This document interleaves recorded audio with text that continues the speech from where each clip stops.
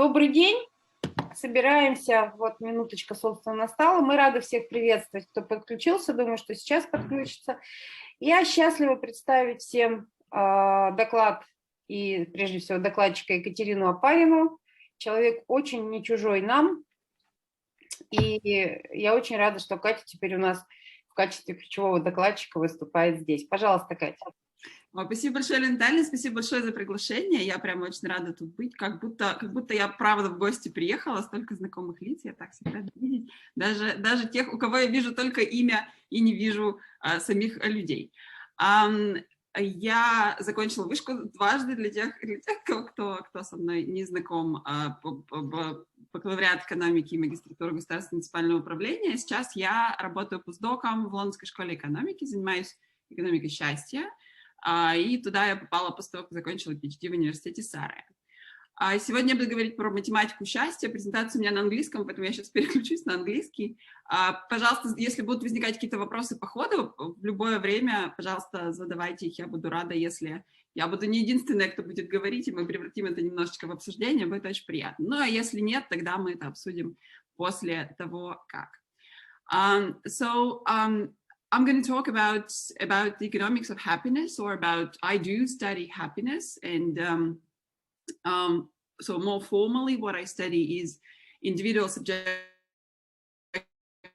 well-being, and economists, and I also the analysis I do has to do with the quantitative analysis of individual subjective well-being levels, and subjective well-being Subjective well-being is a kind of broad term, so people can mean different things when they say subjective well-being. It could be things like levels of life satisfaction, so a cognitive measure when you're asked to evaluate your level of life satisfaction. It could be positive and negative emotions and balance of those.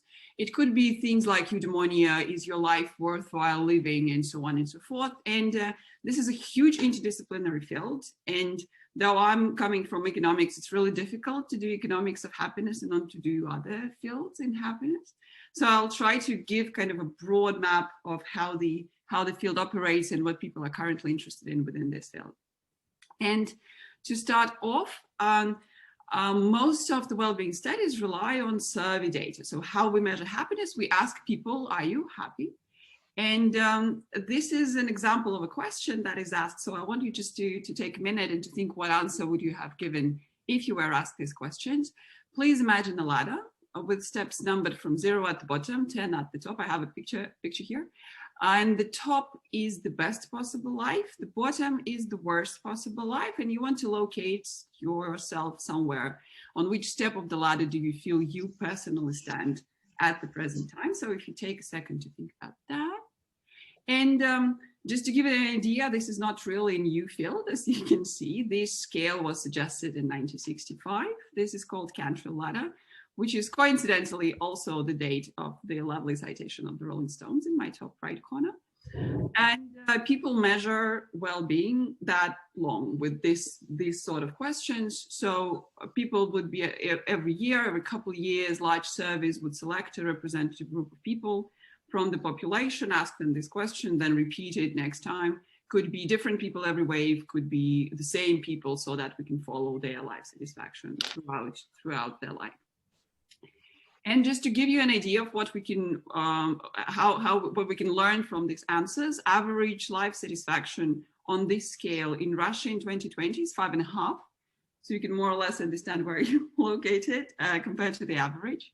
We are somewhere between Finland, which is 7.9, and there are a lot of much less happy countries, like Zimbabwe has 3.2. I think Zimbabwe is not the least happy, but somewhere on the bottom. For example, in the US, 75% of population report 6 or above on the ladder. In India, 75% of population report 5 or below. So you can see there are dramatic differences between countries. There are also significant differences within countries, depending on individual characteristics. I'm going to talk about that just in a second. But before we dive in to talk about what we know about what makes people happy, I just want to give a broad map of how disciplines interact in this field of study. So this all started with psychologists. Psychologists started studying individual well-being much before economists came to this field. And they focus on individual levels of life satisfaction. They use surveys, as I've showed before. They use experiments. And apart from the exception of social psychology, psychologists usually do not look at social structures or social interactions. So they are interested in how people, how individual well-being kind of evolves within a person isolated from the social surrounding. And this is where sociology comes in. So sociologists add to this picture by studying how people form groups, how people interact in groups, how does this affect well-being, the effects of belonging, and so on and so forth. Philosophy is an important part here because a lot of questions, no matter how far quantitatively we want to study those, come from kind of moral philosophy side. Studying, is well-being important? Should we care about well-being? If we do care about well-being, should we, for example, care the same about well-being of people who are happy and those who are not happy? And if we choose between policies that improves people's well-being, is it the same policy that moves people from 9 to 10 or that moves people from 0 to 1? So these all are questions from moral philosophy that then feed in quantitative models. Then economics came in, and it could be in the beginning that happiness is not really what economists study, but to an extent, economists like this concept of utility, right? We believe that agents make rational decisions by maximizing their utility. In the contemporary models, people treat well-being as a proxy for that level of utility, which people try to optimize to get their life better. And economists contribute to this field by taking it to policy level, using the concepts of welfare and designing policies in terms of optimizing that types of outcome. Economists do bring specific quantitative approaches, and psychologists whom I interacted with believe that we do some strange things with data and treat it in a curious ways. But it is a particular to the discipline, and a model which economists do are usually more quantitative and in a sense do treat data more seriously. And we also add economic variables to the analysis. We care about unemployment, economic growth, income, and so on and so forth. So talking about unemployment, talking about income, all the economics of happiness studied from the question, can money buy happiness? Does increasing of incomes make people happier? It was back in the 70s, Richard Easterling established the so-called Easterling Paradox. So what he did, he looked at well-being of people within the country and between countries and as the country grows. What he found is that at any moment in time, people who are wealthier in the country are happier than people who are less wealthy, which is kind of non-surprising at all. But what he also found is that when everybody gets happier, when everybody gets richer, it does not mean that everybody's going to get happier. So his conclusion was that economic growth does not really make people happier. And it started the debate about, is it really the economic growth that we should use as an optimal measure for progress of the society or for economy, or should we complement it with some other things, given that just economic growth on its own does not guarantee that we're gonna have high levels of well-being. And this paper came out in the 70s, and it contributed to discussion that maybe it's not the absolute incomes that matter. So if your income grows, you only become happier if your neighbor's incomes does not grow. If everybody kind of goes up together, it does not contribute to your well-being. So that was the relative income concept. And he reinforced his position in the 90s with more data. He plotted the share of very happy people in the US, which was almost flat after the war, and the GDP, which was skyrocketing, and said, like, no, see, they are not really related. The idea was reconsidered, though, in early 2000s by two American economists, Stevenson and Wolfers. They had more data, they had more complicated models, And they showed that, yes, people are happier when they're richer within one country, but also economic growth in many cases does result in people becoming more happier. Not in the US though. And it could be the end of the story. We could all agree that this is the case, but this is still a point of debate. And for example, to give you an idea of why, this is a very recent estimations that includes 2020. And here in blue is the average life satisfaction in the country. And in red is a real GDP per capita in log scale. So you can see that though for many European countries, they go in line. So two dashed lines are two linear trends. Something is going on with Belgium. Ireland seems to have some different story. Greece had economic troubles and their well-being fell much stronger than their GDP did. So it looks like the story is not that trivial, and that there are the things that contribute. For the US, it could be growing inequality, hence their life satisfaction did not increase. So this Easterling Paradox, even 50 years after, is still an active debate among economists. And that whole story was about developed countries. For developing countries, that does not work. For there is no paradox in developing countries. Increasing the GDP makes people happier. So this is the result of from the paper of Sergei Guriev and Екатерина Опариной, where they analyze countries in transition of the post-Soviet period. And here, black line, this is average satisfaction. The gray line is real GDP. So you can see that one follows another really closely. So all that paradoxical discussions only concern developed countries, while the countries is still growing. It works in a pretty intuitive way. If we talk about other results, so we kind of all agree that income does buy some happiness, but it does not seem to be the case that it is the most important thing. So here I put on some results and the magnitude on the scale of 0 to 10, the one we saw at the beginning.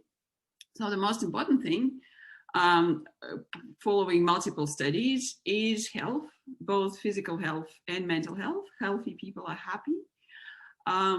Just to give you an idea of the magnitude, coming from healthy to poor health takes away 1 point of 0 to 10 scale. In coming from depression to full health adds around 1 point, and these two actually work together. So people with poor mental health are more likely to have physical health problems and take longer to recover. So these two produce interaction between each other and influence well-being very significantly. The second most important bit is probably interpersonal relationships.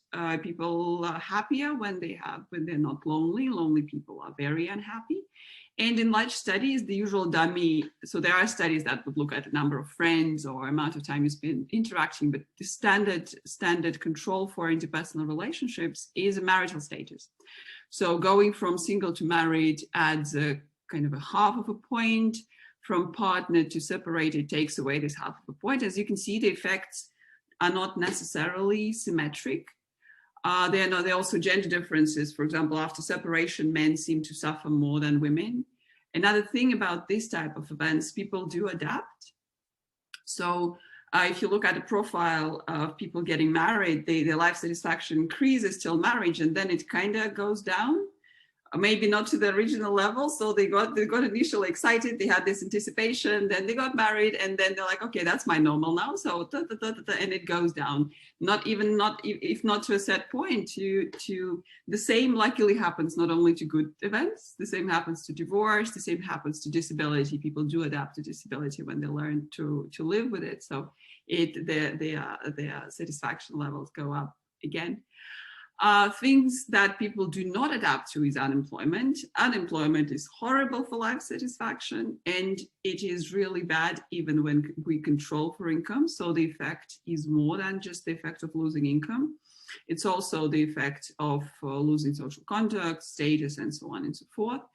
And people do not adapt to unemployment. So unemployed people stay much less happy than they could have been, whether they've been in the employment. Income does buy some happiness, but just to give you an idea, if your income doubled, the increase in life satisfaction would be between 0.2 and 0.5. which is nothing compared to health and relationship, but it seems that it does matter. Women in large samples, especially in developed countries, are happier than men, which is a bit puzzling because women do worse on mental health, employment, and earnings. And this, I'm going to be back to that point later, and it again taps into interdisciplinary field, but I'm just going to leave it for now. So what we observe is women report being happier. There is unfortunately little correlation between education and life satisfaction, though education is correlated with higher incomes and better health. So it improves from that, but there are actually studies showing that extra level of life of education can actually not be so good for your life satisfaction, especially going to the upper stage as a doctorate studies. But as you can imagine, it's very difficult. That's my explanation. Very difficult to establish causality there because people self-select in that type of education in different way. So I want to believe that I did not make myself unhappier by doing a PhD. And another thing that is very stable across studies is that life satisfaction is U-shaped in age. So the midlife crisis is in life satisfaction studies. People get less happy till 45, 55, depending on the data set, and then it goes up. But so again, these results are mostly from the UK and German studies. U-shape holds around the world in developed countries, but not in Russia. So this is the same picture, the picture from the same study by Sergei Guriev, Екатерина Опариной. Here, the dashed line is the age profile of life satisfaction in non-transition countries, and the black line is a level of life satisfaction in transition countries. So you can see there is no U-shape there. It just starts and then it goes down. So this is a paper from 2009. I don't know. I'm not aware of more recent results, but I do hope that situation is changing here. So their explanation is that for that particular period of time, people at elder ages are more affected by the fact that they are in transition economy, that there is income volatility, there is high level of uncertainty, unemployment, inequality, worse provision of public goods that they might be used to, and they're less able to adapt to that thing. So it begins in the same way, and then it was supposed to go up, but it does not really go there. And so all the results I was talking about before come from studying that surveys, the type of questions we were talking about at the very beginning, but that's not the only way to understand how people feel. This is kind of a cognitive global evaluation. How are you satisfied with your life, all things considered? Another way is to collect people's experience throughout the day and then combine the general picture about how they feel. And this is not a new approach, but here on the slide, there is a contemporary take on this. So this app, it's called Happiness. You install it on your phone and it sends you questions a couple times a day, asking what do you do, how do you feel, and questions around that. And it also locates you on the map. And so the original idea of the researchers who started this was to understand how people's happiness is affected by their local environment. So we can observe how do you feel and where you are at this moment in time. Particularly, they were interested in natural spaces, and they do show that happiness is great in natural environments, which to an extent is not particularly surprising, but also it's nice to have a statistically significant results showing that. Now they extend this study to because you can imagine having that data, you can answer a lot of interesting questions about how people spend time and how do they feel when they do spend this time. But it cannot be always very convincing, very easy to nudge people a few times a day. So another approach that is easier is their reconstruction method, when instead of asking you questions several times a day, you ask to recall what you've been doing, how much time did you spend on that, what did you do? And this study by Kahneman and co-authors sampled 900 Texan women, which is I need to say not very typical for economics to sample women and then to extrapolate that to a population. Usually economists somehow manage to sample men and then extrapolate that to the population. So that is another reason I do like this study in particular. So they sampled 900 women, and the idea was to show that even if you ask people to recall what they do, it still gives the results which are similar to this experience sampling we discussed before, because that is a kind of a gold standard. And as you can see on the slide, the results are very intuitive. So the activities and interactions are ordered by the positive emotions. Positive and negative emotions are on the slide. So people enjoy intimate relationships and don't like to commute. Well, not much surprising there, right? And they like to interact with their friends. They don't want to be alone, which again taps in the fact that lonely people are not feeling particularly good. They don't particularly like interaction with their boss either. So this is just another way of understanding how people feel in terms of, not in terms of global life satisfaction, but in terms of more local positive and negative emotions they experience throughout the day. And so we have all these results, and I said from the very beginning that what economists did is brought these well-being studies closer to public policies, and this started from the fact that they started questioning whether GDP is a good measure. And there are some really exotic examples of how far you can take it. For example, there is a Kingdom of Bhutan. Kingdom of Bhutan measures gross national happiness, which is written down in their constitution, and they do it on a regular basis. However, there are much more applicable, easy implementable methods which are used in the EU and the OECD countries. There are a lot of frameworks, and for example here the European Council of Ministers requested their members to put people and their well-being at the center of policy design, so it attracts growing attention from policymakers.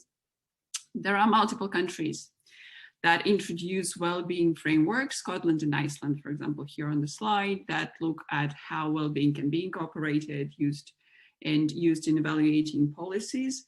New Zealand released what they call the well-being budget in 2019. So they aim to evaluate all the policies that are put in budget from the point of view of how it influences well-being of citizens, though it is not really how it will affect your answer about life satisfaction question. Its well-being is defined broadly in several directions as a society, cohesion, environment, and so on and so forth. However, it's still supposed to increase the well-being of people. And to an extent, keeping people happy is kind of an easy sell to policymakers, because it is very much in line with other measures which are desirable for policy. Happy people live longer, they have less problems with health, they put less pressure on healthcare system, they are more productive, so they work more productive. So to an extent, there is no contradiction it's not really a dramatic choice. Do you want to keep people happy or healthy? It usually all goes in a package.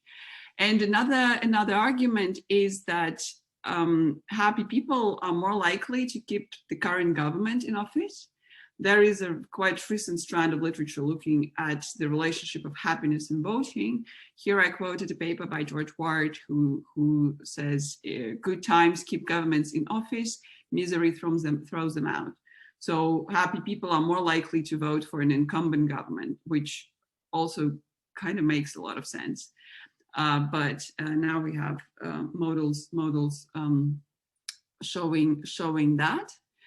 And as a more probably applicable, like direct way of evaluating policies, here I show an extract from the Handbook of Wellbeing Policymaking, which was designed by two LSE researchers, Paul Freighters and Christian Krakel, joined with the UK departments.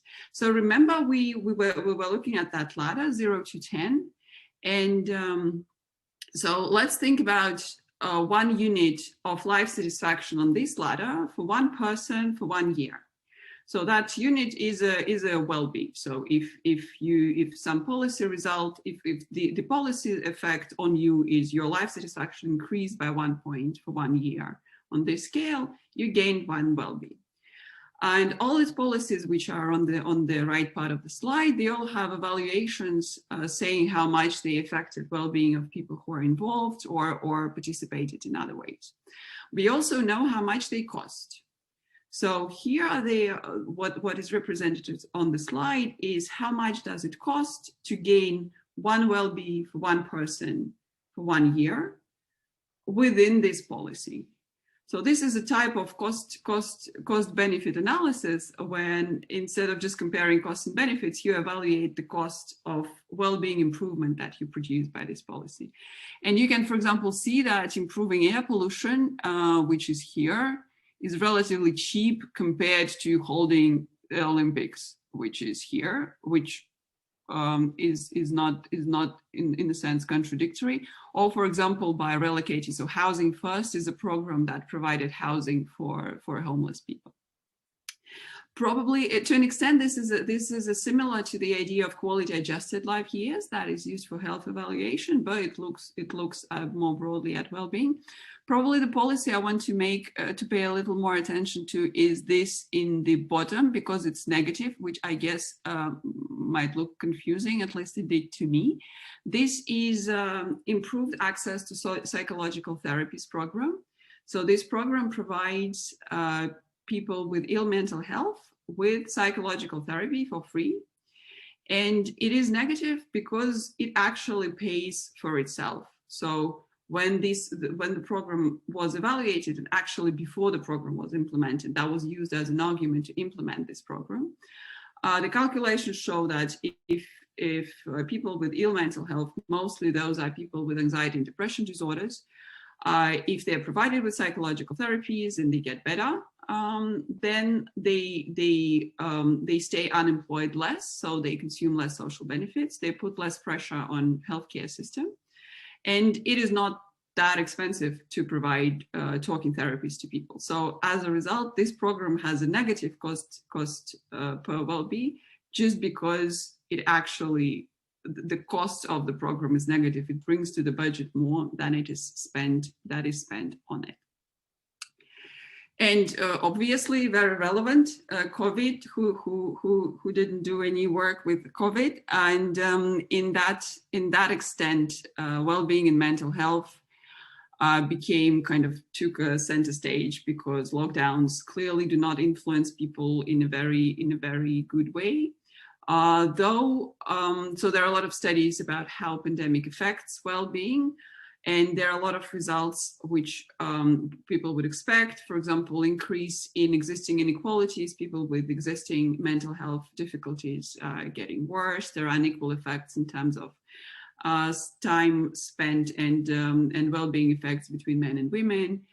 However, well-being is an interesting measure in itself, because sometimes it gives the results that make you question your previous assumptions. For example, here on the right, this part is about well-being in France. And I remember we were looking at this graph at the end of 2020 in November. So everybody's in lockdown. I'm not sure if you can see my mouse, but like I'm talking about this top slightly between the 2020 and 2021. So everybody's on the lockdown. People are stuck at home. People are losing jobs.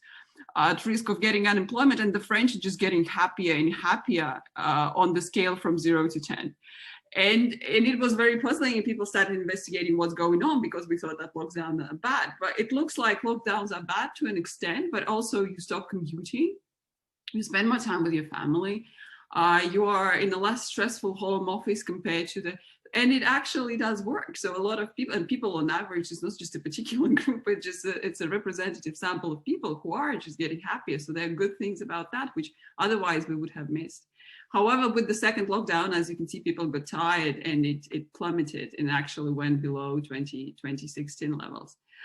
Also, well-being was used as another tool for policymakers in making decisions, again, about the lockdowns. For example, here on the left, there is a discussion paper from the CEP when to release the lockdown, a well-being framework for analyzing costs and benefits, where apart from standard approaches, including a number of new cases and economic costs, researchers incorporated the effect of individual well-being, because ultimately that would also result in costs for government, at least in terms of healthcare spending, also in terms of paying benefits to people who cannot work because of their stay. And so I've shown you a lot of results. I hope I convinced you that we can learn a lot of interesting things about happiness, but there are also a lot of challenges with this data. In particular, this data is fundamentally subjective. So if I ask you about income, I can then go to a tax service and compare what you replied with what you told me. If I ask you about happiness, unfortunately, there is not much more I can do. So I can only proceed to an extent on faith, which is not usually what economists would do. So there was a lot of skepticism on that as the field was growing. And the main question was, can we actually trust this type of data? And for now, we can quite convincingly say that, yes, we can. It is correlated, the happiness reports are correlated with brain activities. They are correlated with the reports of other people about how you feel. They are correlated with changes in hormone level, in the frequency of smiling. They're also predictive of people's behavior, so unhappy, like divorce or job quit. They also provide a lot of very reasonable results that we've seen before in a systematic way. They have decent test, retest scores if you repeat the question with people. So overall, it looks like, yes, we can trust this data. However, the devil is always in details, right? There are a lot of nitty-gritties that can influence some particular results. For example,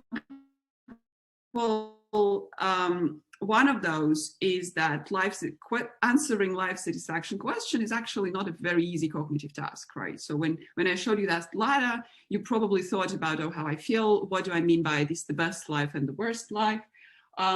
Maybe you compared your experience with the experience of other people. So it's a large cognitive work that should take place. And imagine that you are within a survey with 80 other questions.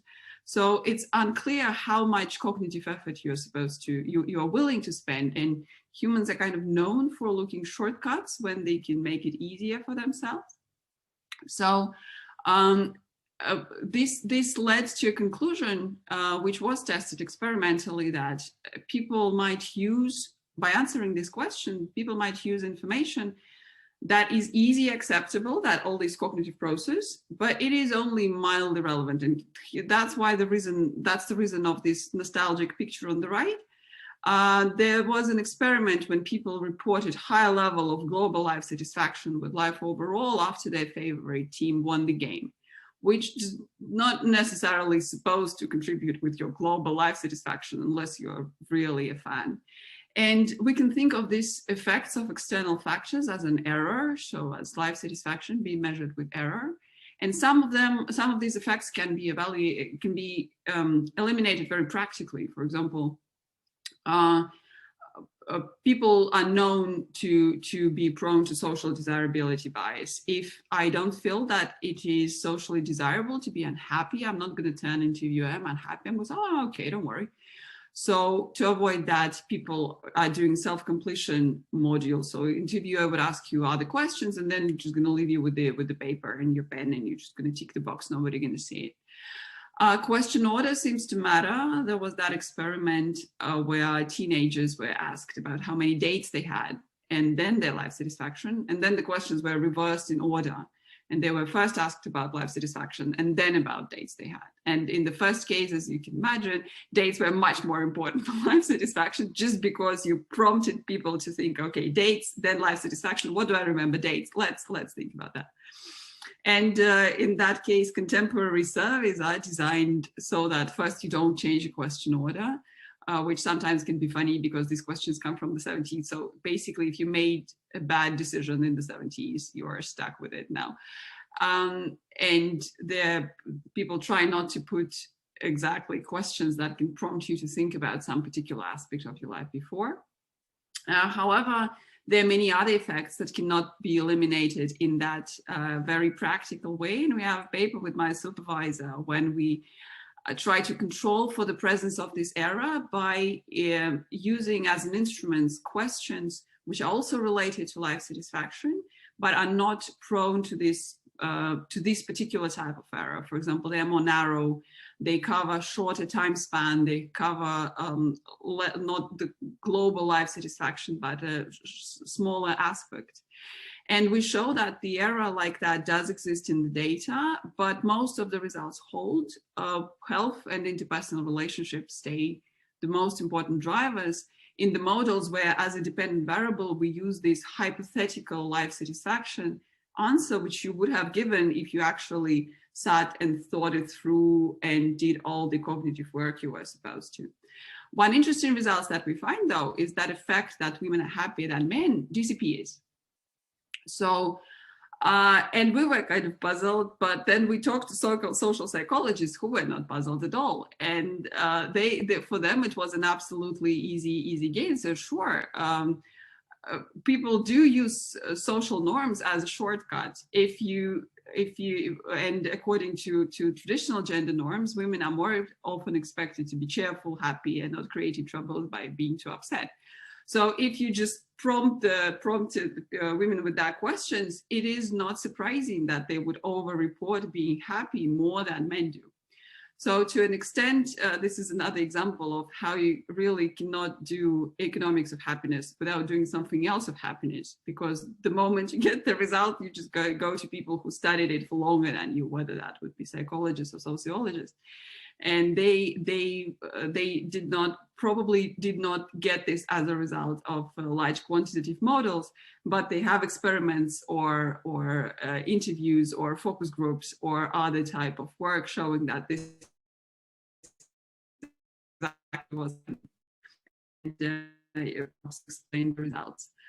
Another kind of big debate is how do we treat these scales? So when I was saying about average life satisfaction, intrinsically, it would mean that people who report 6 are, for example, twice happier than people who report 3. And improvement from 0 to 1 is the same as the improvement from 9 to 10 in terms of level of life satisfaction. So if we treat the scales as cardinal, we actually treat them as numbers. So if you answer 5 and I answer 6, we know that my well-being is higher than yours, in the same way as somebody who answered 7 compared to my level. So this is an approach that is taken in a large amount of empirical work. However, it is a very strong assumption to an extent, though there are experiments in psychology showing that people use the scale, the way people use the scale is not that far from these assumptions. But we do not have a definitive answer that this is exactly the same way. So another approach, which is considered safer, is to just say, okay, we are not sure that 6 is twice happier than 3. We just know that 6 is more than 3.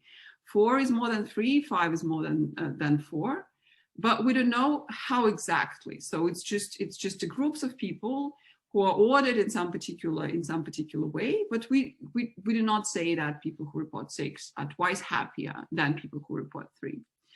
And we can do that, which to an extent frees us from this assumption that people use the scale in exactly linear way. However, then if we do want to get some reasonable results, we need to, so nothing is for free, right? We need to make some other assumptions. For example, we make some assumptions about how happiness level is distributed in the population. Usually it means like just symmetric. There are more or less the same number of people who are on the top of the distribution as people at the bottom of the distribution.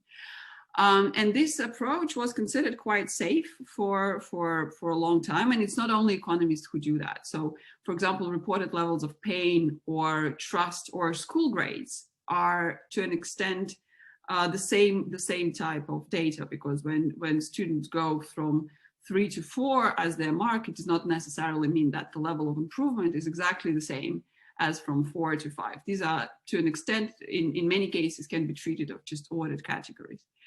And it was like that for a long period of time, before nobody really was worried about that too much. Before this paper that came out in the top 5 economic journal, the same as the previous critique also is coming from top 5 economic journals. So you can see there's a lot of interest in happiness studies from top 5 economic journals. That is not always with appraisals. So this recent paper showed that these assumptions about distribution in the population, they are difficult to justify. And if the researchers change these assumptions, they manage to revert nine well-known results, including the Easterling Paradox and many other results. So they can make the assumptions in a way that the conclusion is the opposite from the original well-being, from the original conclusion. And for example, in the Easterling Paradox case, you can make an assumption so that growth improves well-being. You can make a different assumption, and then growth will decrease well-being. And to an extent, this is a very methodological critique, and there have been several works looking at, because it created troubles for well-being researchers in some ways, and but also to an extent it prompted the improvement of methodological aspect, because this is a highly empirical field, and the larger it grows, the more it pays attention to how exactly do you get to your results. So this work helped a lot in that way. And there is a work showing that, so all these assumptions on the distribution of happiness in population actually imply the way people use the scale. So if we assume one distribution, we would mean that people use scale linearly. If we assume another, it would mean that the gap from 9 to 10 can be massively larger than the gap from 8 to 9, and even more larger than the gap from 0 to 1. So there are 2 researchers showing that this does not really makes empirically, people just do not use scales in that way. Our paper on that took a different approach, and usually people would compare averages between groups. So if we compare men and women, we have 5 men and 5 women, and we use these scales, take the average happiness and compare that. We can also look at the median. So we rank both groups and say that the third woman among the 5 and the third man above the 5 would give us median happiness level. And we can compare those. And it turns out that if we work with the median, we need to make much less assumption. And this comparison, this ranking between the groups is stable, and it does not need all these extra. Sorry. So it does not need all these extra assumptions that we need to put if we want to look at comparison of averages. But here again, coming back to interdisciplinary bit, for example, moral philosophers do not necessarily agree that we're interested in the median or in any quantiles, because from the moral philosophy standpoint, average is what matters, or general well-being of people. And in their paradigm, usually looking at the median would not necessarily be the most obvious thing to do. Though for economists, it's kind of not surprising, because we're looking at median incomes. So if we assume that there could be some skewness in the distribution, we would want to look at the median or at quantiles, or the well-being of 10 unhappiest people. But again, here kind of comes a bit in a debate with other fields. And there are a lot of other questions which are not really answered yet. For example, when we compare reports across people, if I say 7 and you say 7, is it actually the same 7? And the way the approach to test that was suggested by King et al. So what they asked you to report your own life satisfaction, and then they showed you pictures of descriptions of fictional people, and asked you to rate life satisfaction of that people. And then we can compare our responses to these vignettes, and then it gives us a chance to compare our scales. Because if I say that I'm 7 and that person is 6, and you say that you're 9 and that person is 8. We can then adjust the scale so that our reports are more compatible. But this approach is very complicated in reality. It's very difficult to make realistic vignettes because there would be of different age, of different employment status, of different gender, of different health status, and so on and so forth. So people are still looking for more practical approaches to do that. Also, how do we compare answers across time? If I say 6 today and I said 6 a year ago, is it the same 6? Or my life my life changed so massively that now I mean differently when I say 6. And there is a recent paper of that which uses recalled memory. So I answered this question a year ago, then I answered this question today, and then today I'm also asked, how did I feel a year ago? And by combining these 3 questions, the author tries to disentangle, did I change what I mean about 6? And it looks like it doesn't happen that dramatically as one might expect. Also, what do people really mean when they answer these questions, like satisfaction with life overall? Is it so the experimental studies by Benjamin et al. Look at, they ask you a question and then they ask you, and when you answered, which time horizon did you consider? Was it about today, or like a week, or a month, or a year? And what was the aspects of your life you considered, how they were weighted? So there is still a lot of work in investigating what do we exactly mean when we answer these questions. And this is basically an endless line of research, both in how we collect and analyze data, and in the empirical findings of how well-being is related, is caused by other outcomes, and how it causes other outcomes and behaviors. For example, the recent paper found that happy people are more likely to comply with COVID restrictions, which who knew, but it's good to know, I guess. And there is the growing more different directions, looking at how it is related with jobs, how it is related with moving. Do people move to happy places? And it looks like it's not the case. And why people move to unhappy places? Is it because they don't know that the places are unhappy, or they mispredict how unhappy they would be that if they would go to unhappy places, and so on and so forth. So that is basically everything that I wanted to say. And if you want to, I'm happy to answer any questions, just to give you an idea. If you would want to know more about the kind of last academic research, there are 2 very nice seminar series, one in the at the LSE, one at Oxford, and both are evening perm time. I'm not sure if that's the best way to spend time, but they're all recorded. So in case you don't want to listen to it 9 to 10 p.m., they are available on their websites, previous recordings. The LSE one is more economic focused. Oxford Research Centre is very interdisciplinary group, and recently we had a helicopter view of a moral philosophy of well-being in 20 minutes from a moral philosopher from Oxford. That was very, very exciting, very unusual. There are, so the origin of happiness, more kind of summarizing of what the fields know way. There is this book, The Origin of Happiness, that basically does exactly that, summarizes what we know about how happiness evolves. Where does it come from? The Death of Despair is more focused on the US. And more policy relevant reading is the World Happiness Report, which is a yearly report that comes out in March. So the last has recently been out. And it uses the data from the World Gallup poll, which is like 160 countries, and looks at rating. So when at the very beginning, when I was showing average happiness, that was coming from there.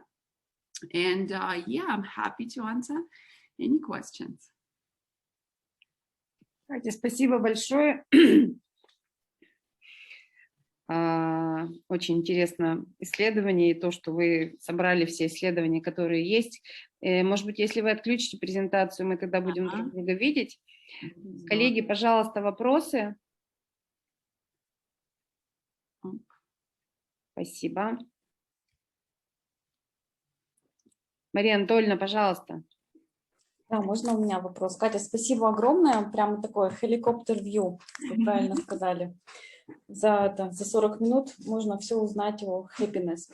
Скажите, пожалуйста, вот те статьи, которые вы приводили, и те статьи, которые вы написали, это на какой-то единой базе данных или каждый собирает сам? Мало кто собирает на самом деле. Есть крупные базы, то есть есть вот этот Gallup, который собирает по 160 странам, но к нему достаточно тяжело получить доступ. Вот он есть у этого World Happiness Report и там у узкого списка исследователей. Есть в РЛМС, например, вот статья Гуриев-Журавская по России на РЛМС. Есть крупные данные, есть World Value Survey, European Value Study, которые собираются с 80-х. Есть, там ведь, получается, вопросы-то ведь разные. Вопросы разные, да, то есть в каждом объединять их достаточно трудно. И есть очень много вопросов к тому, как объединять, например, кто-то меряет. Получается, вот то, что вы делали, измерять по медиане или по среднему, это вы метаанализ какой-то делали или у вас, то есть на какой базе данных? То есть там, то есть медиану и среднюю мы сравнивали, это теоретический вывод, а данные мы использовали британские. В Британии есть BHPS, British Household Population Study, который расширился в начале 2000-х, сейчас там 40 тысяч человек, которых они спрашивают каждые пару лет. И они задают им вопрос от 1 до 7, насколько вы удовлетворены своей жизнью. То есть вот наша медиана... нет, там, кстати, мы не это использовали. Там мы использовали американские данные. Американские вообще смешные. Там 3 точки. Поэтому там вообще трудно говорить про среднее. Там такой вопрос, а вы счастливы? И ответ, не очень счастливы, достаточно счастливы и очень счастливы. Это к вопросу к тому, что если вы сделали плохой выбор 40 лет назад, придется, в общем, теперь так и жить. Вот General Social Study это как раз такое. Они одни из первых начали мерить, и они вот сделали этот вопрос из 3. Непонятно. Все понятно, но что конкретно. Вот. Поэтому отдельных баз данных достаточно много. Вот там крупные, в которых страны можно сравнивать, это, наверное, World Value Survey, Евробарометр для Европы. Они собирают одинаковый, по крайней мере, один и тот же вопрос на протяжении времени и более-менее системно там не сильно меняют. Или если они что-то меняют, они обычно описывают, что они конкретно поменяли и предлагают, как так сделать, чтобы можно было сравнивать результаты. Понятно, спасибо. Спасибо. Спасибо. Коллеги, у кого еще вопросы, пожалуйста? Катя, у меня вопрос, который меня мучил еще с момента, когда вы диссертацию закончили. Как вы к этой теме пришли? Тема такая жизнерадостная. Жизнерадостная тема, да. Но это комбинация удачи, случая и интереса. То есть эта тема, мне эта тема была интересна, но я не понимала, если честно, насколько это крупное. То есть я думала, что это вот что-то новенькое. Я видела, что в Великобритании занимаются этим, кто-то презентует на конференциях, кто-то в университетах. У меня в департаменте не было людей, которые занимаются счастьем. Мы начали с моим супервайзером, при этом мой супервайзер занимается теоретической эконометрикой, то есть человека, который дальше от прикладного изучения счастья и, в общем, может быть, с более серьезным скепсисом настроен, чем человек, который занимается теоретической эконометрикой, достаточно трудно представить. И мы как-то с ним вышли на эту тему как раз потому, что было ощущение, что очень много есть, то есть это очень прикладное поле, и все исследования, люди, которые занимаются счастьем, очень сильно заинтересованы методологией, им интересно получить ответы на вопросы.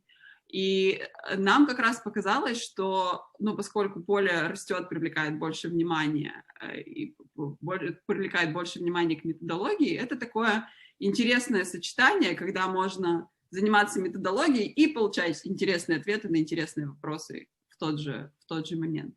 В общем, так и случилось. Я очень рада, что я этим начала заниматься, потому что это, конечно, необычно. И к моему удивлению, то есть я думала, что люди будут с большим скепсисом с этим относиться, но я это презентовала на конференциях эконометристам, и, в общем, я не могу сказать, что какой-то особенный, как-то особенно по-другому это воспринимается, но и суперинтересные вопросы.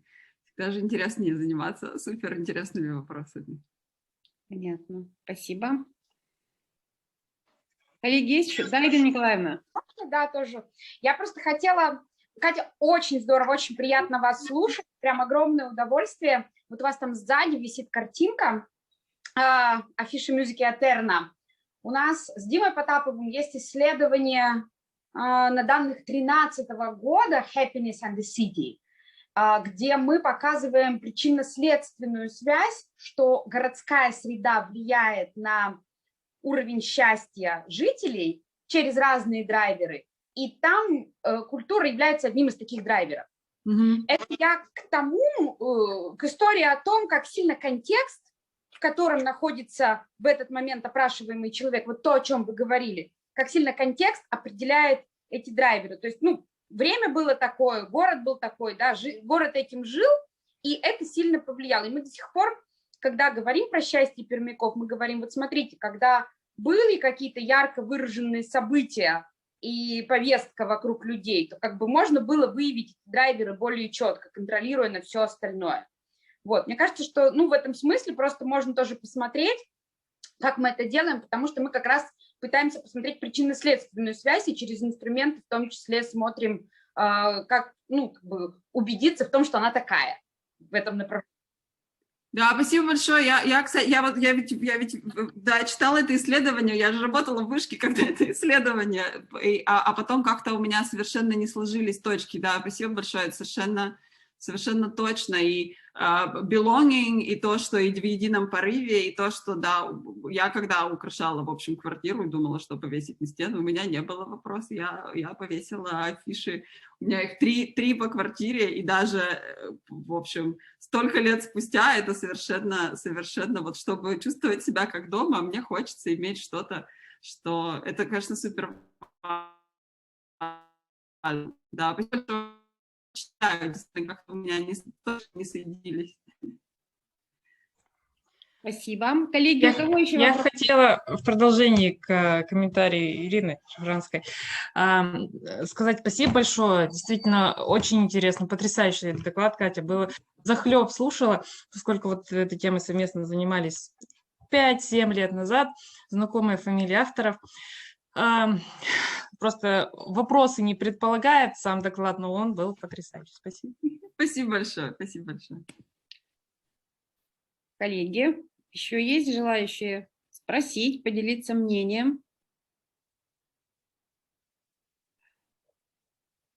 Ну, поскольку тишина. Кать, спасибо вам огромное. Мы, правда, очень рады видеть вас, видеть ваши исследования, ваш гладкий, абсолютно в тайминге логичный доклад, то есть прямо, ну вот человек, видно, что профессионал занимается своим делом. И ваш потрясающий английский, без всяких Кать, мы рады, что у вас там все хорошо, и занимайтесь, переносите, да, счастье нам и всем остальным. Коллеги, всем большое спасибо. Сейчас у нас перерыв. Начинаем мы в 13 часов по пермскому времени. Значит, в других поясах пересчитывайте, то есть через полчаса, и дальше идем по расписанию на тех каналах, которые у нас обозначены в программе. Ждем вас всех через полчаса. Спасибо большое, я была так рада всех видеть, я надеюсь, что мы встретимся вживую. Мы вас сюда привезем, Катя. Спасибо, хорошего дня. Всего доброго. До встречи.